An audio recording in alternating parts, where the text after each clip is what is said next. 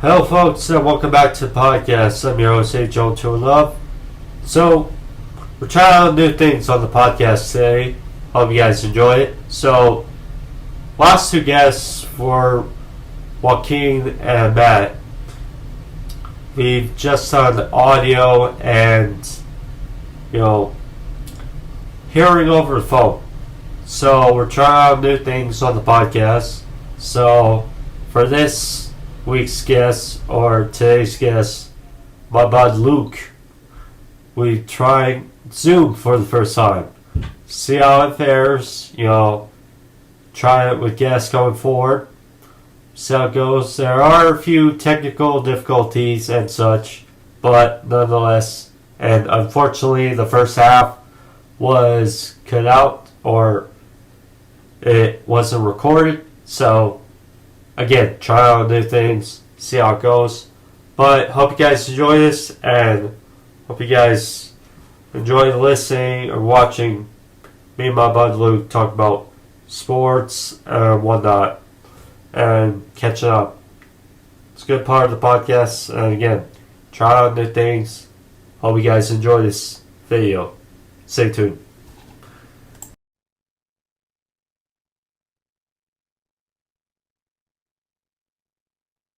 All right, we're back.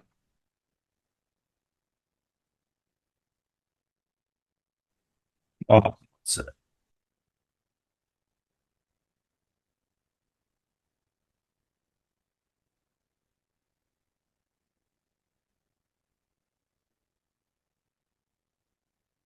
hear me, Lou? Yep, I can hear you. Can you hear me? Alright, cool.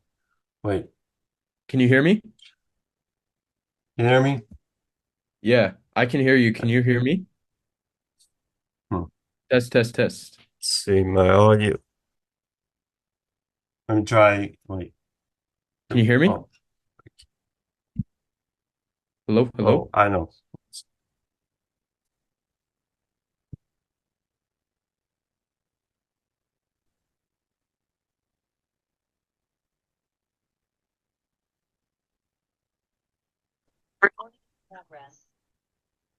Can you hear me now? Yeah. Cool. Okay, cool. Yeah. Yeah. You might want to mute your computer microphone on Zoom, just like so, because I can hear you through your phone. Okay. Or one of the two. All right, cool. There we go. Now I can hear you. All right, cool. All right. So you mentioned the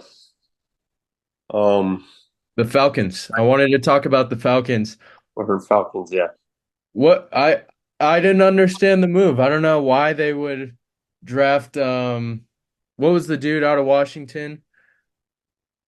Michael Penix. Yeah, Michael Penix. I didn't understand the draft on that. And I thought it was really funny how they had the video of the one GM explaining to Arthur Blank why, or yeah, I think it's Arthur Blank, why they did what they did. So that was a stupid move, and I think that Kirk Cousins handled it as best as he could. But I mean, you're already getting an old QB out of Kirk Cousins, and you're getting an relatively old draft pick as well to take over his position. So it just didn't make any sense to me. Yeah. Yeah. It kind of feels feels like like a a well, there you go. It kind of feels like almost a lose-lose situation because if wait, let me let me try. try. Okay. If Maybe mute your phone. Oh, all right. Cool. There we go. All right. But yeah, if Penix does well, then it's almost like a waste of money.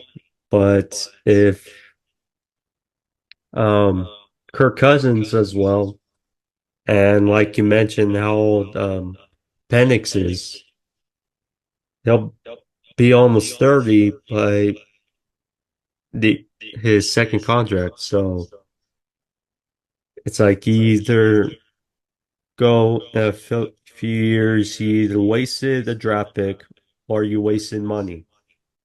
So Yeah, I think it's a waste either way. I mean, if they wanted to get Kirk Cousins to win, have a win now situation, why would they draft Michael Penix? It just didn't make any sense to me that they wanted to use their high draft pick to draft someone for the future instead of building that ready now franchise that they were almost seeming to be after they got Kirk Cousins. It just didn't make any sense to me, but I don't think it made sense to anyone, to be honest.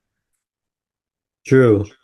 I when I made my mock draft, I saw on a few mock drafts, including me, that we had the guy who went to the Vikings, Dallas Turner. Thought that would be a very good draft pick, but Terry Fontenot and the Falcons front office thought differently. So, Yeah, we'll see what they're cooking up. I want to see what they were thinking that they were about to cook up because to everyone's eyes, they are not cooking right now. yeah, yeah. I will say their firepower looks like it's there with London, Pitts, Bijan. We'll see. A team I don't want to count out though, because he did have a breakout year of sorts in that division. Tampa Bay Buccaneers and Baker Mayfield. Yeah, it was a cool thing to see Baker Mayfield come back from, when he was on the Rams, he wasn't that great. And so the fact that he was able to still show that he was a prevalent QB in the NFL after this year with the Bucks, I think that was really good for him and obviously good for the game of football as well to see anyone thrive like that or come back. So, but I think it's more of a question of what's the roster that Tampa Bay can build. I mean, they can only do so much as well. So, Ah, what's that? My phone's slow, so I gotta charge it real quick. Yes, we're live, folks. We're live.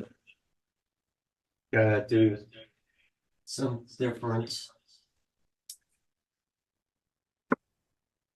It's really quick. All right, cool. My phone's charging. Yeah, just got a notification, but yeah, Baker, that was great to see. Um, um, we'll see. Because yeah, love Mike Evans, love Chris Godwin, but fortunate thing about today's NFL, you can't pay two great receivers big money. So yeah, I don't know.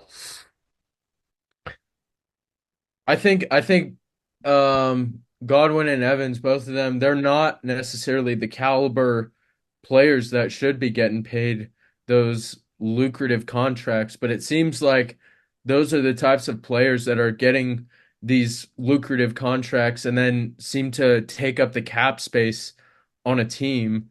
And so I think a lot of teams are learning how to prioritize that sort of stuff.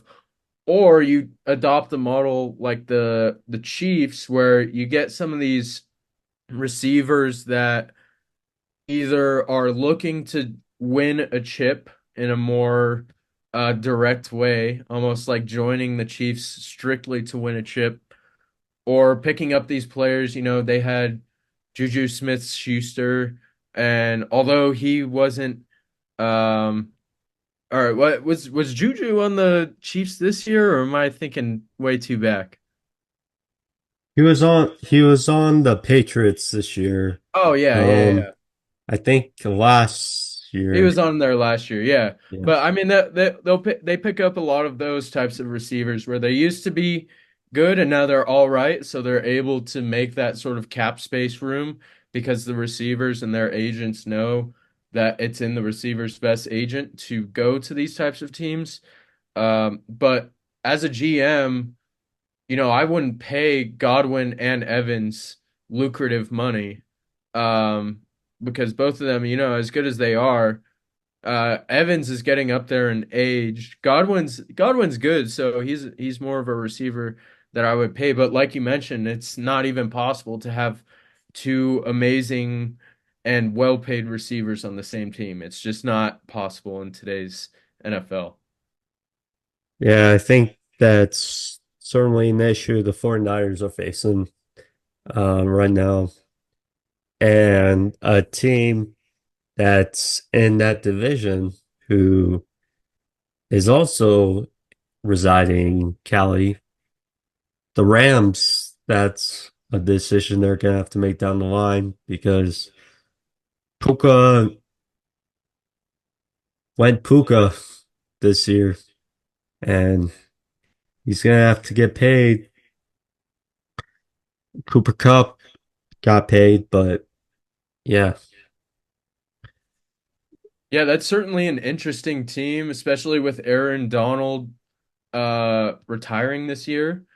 I think that they should pay Puka. I don't know if they can, but that was that's one player that will help you grow your franchise. These younger guys that are already performing, if they can continue to perform, especially in their second or third year in their rookie year, and then you're able to find some time um, for them to sort of fit into your cap space schedule.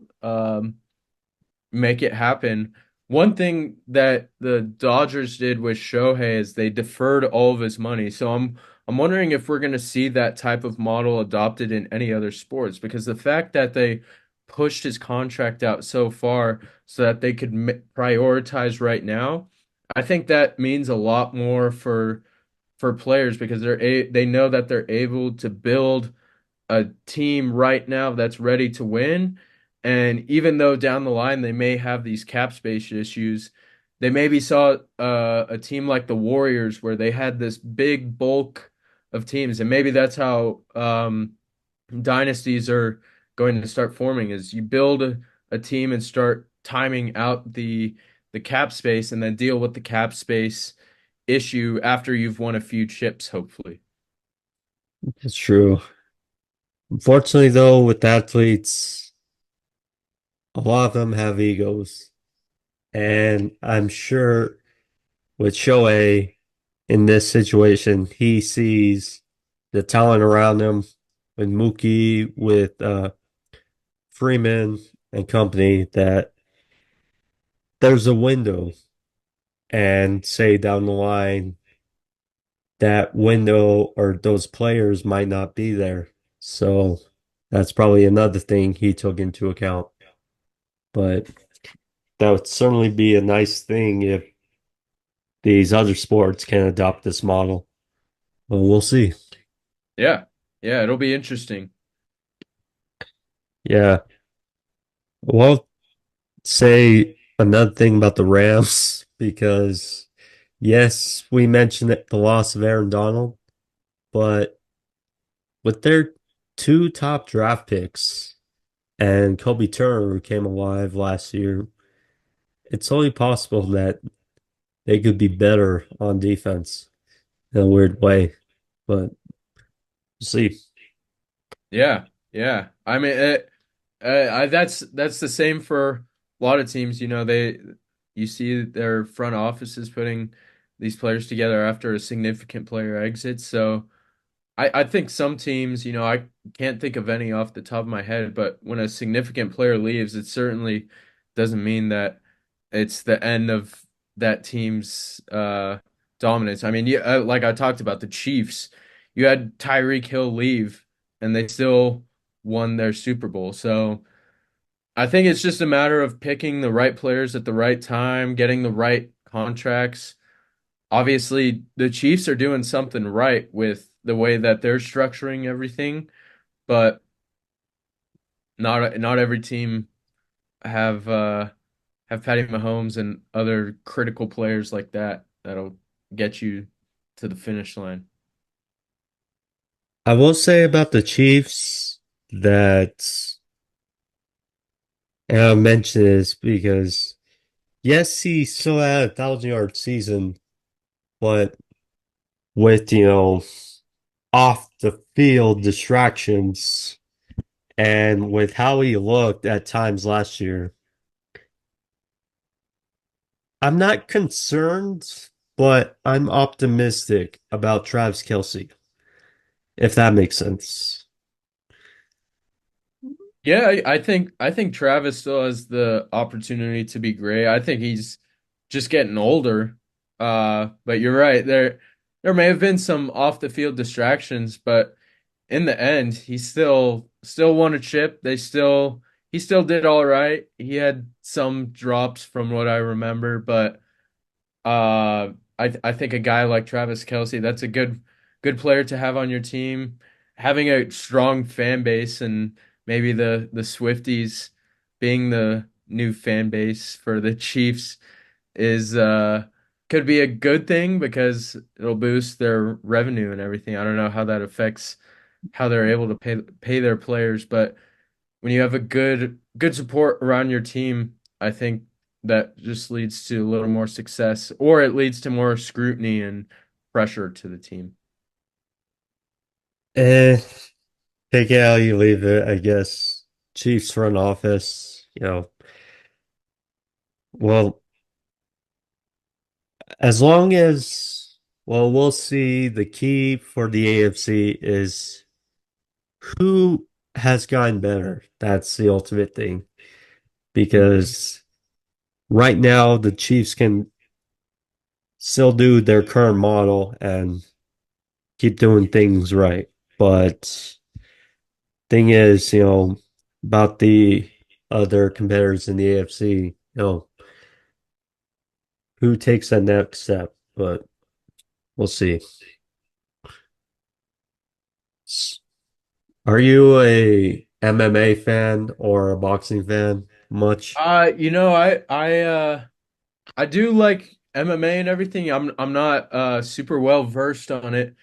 I used to do jujitsu when I was little and would go to some fights. I have I met Herb Dean, the referee at a King of the Cage match in in Santa Fe, and I have a signed magazine up on my wall from Herb Dean. So that I follow as much I'd say I'm an average UFC uh fan, maybe a little bit below. You did jiu-jitsu, I did karate when I was younger, so couldn't be All two right. opposites. But yeah. But yeah, those days are, yeah, I mean, but Yeah, what are as your far thoughts as on oh, sorry, go ahead. oh, I was gonna say, but luckily we're close, or relatively close to Greg Jackson's gym. I know Hmm. when I did my internship, I would pass by that place a bunch last year. But yeah. That's where John Jones and other UFC fighters train, right? Or no? Yeah, currently, yeah. Yeah. We got Holly Holm too. Albuquerque's a good UFC town. Yeah, just could hope for more success because unfortunately, John Jones, he's the breadwinner, but unfortunately, he's gonna retire soon, or who knows? Yeah, yeah, you never know with John Jones. He's definitely a wild card. Yeah. Um, I would definitely see him fighting Stipe next, and then that's just kind of where it lies. But after that, I don't know. So we'll see. One guy who we saw fought last week, who also trains, or at least has trained in Greg Jackson's gym, UFC legend Andrei Arlovsky. His UFC career came to an end last week, so it seems like he'll be in the UFC Hall at least, but we'll see. Yeah, yeah. I what are your thoughts on McGregor opting out of his fight there at the tail end of that week? Well, I'll be honest, I was definitely disappointed, like many were, because at the end of the day, the card was better in a way, like more stacked with, but obviously lost its star power with McGregor. That's definitely a fight that I would still love to see between McGregor and Chandler because Michael Chandler, he's a great fighter as well. Um, Obviously, McGregor is polarizing. You know, I don't think we'll ever see a star like him again in the UFC. Um, You don't think we'll see another star with him like him? I it's tough because a lot of people try to step up to the plate. Because thing is, you can talk, but you also have to back it up. And we've seen a lot of guys talk, but they can't really back it up like McGregor did. Say what you want, but Yeah, nine times out of 10, he brought it. it's the one league where you can actually say stuff and then fight it out, which is kind of crazy. It's all legal. Yeah. Um, I rem I remember watching Tom Brady's roast and one of the because Dana White was there and one of the comedians he made a lot of funny jokes about Dana White in the UFC. And if you're a UFC fan and you just heard that comment, then you definitely um, know what he's talking about. But yeah, that was hilarious. Yeah, that was definitely an interesting thing that Tom Brady did. I don't know why he would get roasted on national television, but I guess it's the new age. It's 2024. I guess you can go and get roasted on national television for fun now and get paid a lot of money. Well, I'm sure because Belichick, had a good time. Tom Brady had a good time. Um, Maybe, I don't know, 10 years ago, that wouldn't have seemed like a possibility. Plus, I mean, the older you get, the more, I guess, more lenient these guys become. So Yeah. I guess they're probably like, eh, why not? Yeah. Besides, we saw Brady was drinking a lot, so that probably helped. Yeah, Yeah. yeah. But yeah, that was fun. I think UFC 304 is a couple weeks, which is a new card, I will say. Um, but yeah, we'll see. And then UFC 305, I know that certainly a fun fight I would like to see between Adesanya and Dricus Duplessis. It's certainly a fun one. I'm excited to see the fight at the Sphere too. That'll be cool. I'm interested to see how they televise that and everything. Yeah, Dana said it would be different than how the NHL draft did it, um, which is obviously going to lead to criticism if they don't perform. But I mean, the Sphere certainly looks fun to see. Yeah. So, Yeah. and we've seen UFC in Madison Square Garden. We've seen in Vegas. So I mean, certainly be a new vibe in a weird way to the event, but we certainly hope they have a fun card as well. Yeah, yeah, absolutely. I think I obviously that would be the most ideal situation, but I know that Dana said this is probably also a one-off. Am I right in that? That he said this was only going to be going to be one of the only times they do this?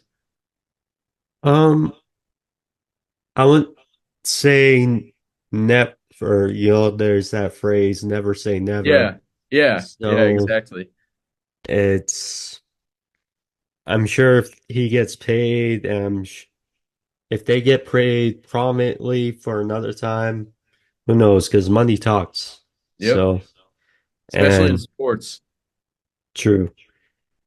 And we don't even know how it's going to look. So, um, definitely the second time would certainly have more expectations after seeing the first. So, who knows? Yeah.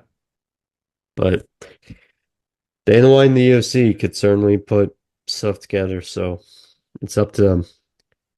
Um, you would certainly like to see because we've seen stadium shows for boxing, but we haven't seen a lot of stadium shows for the UFC. So we'll see if they branch out to those ideas. Yeah. Yeah. But yeah, seems like that's mostly it as far as sports stuff. Good to reconnect, man. It's been a while. Um yeah. Yeah, great to catch up with you. I like the show, so thanks for having me on. I hope all my teams that I talked about today are on the come up, but probably not. But yeah, great to be on the show. Thanks a lot for the invite. We have a few weeks till season, so who knows?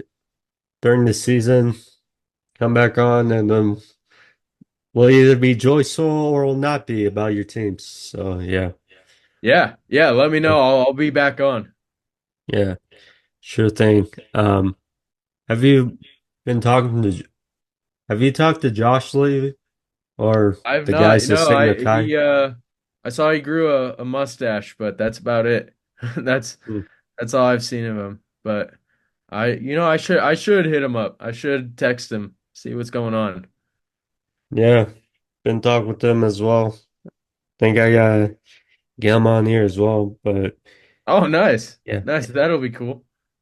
yeah, we'll see. I'm definitely been trying to get more guests on here because this is a good thing to reconnect and basically talk about sports or whatever. So Yeah. Do you have a good. favorite sports broadcaster before I sign off? Um,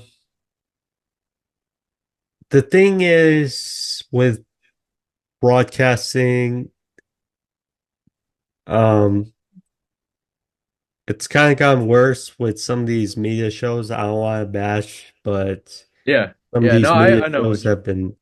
Um, I will say, hopefully, Tom Brady does well in his contract. Um, my favorites of the NFL, I would certainly say, is Kevin Burkhardt. I think he's underrated, very underrated.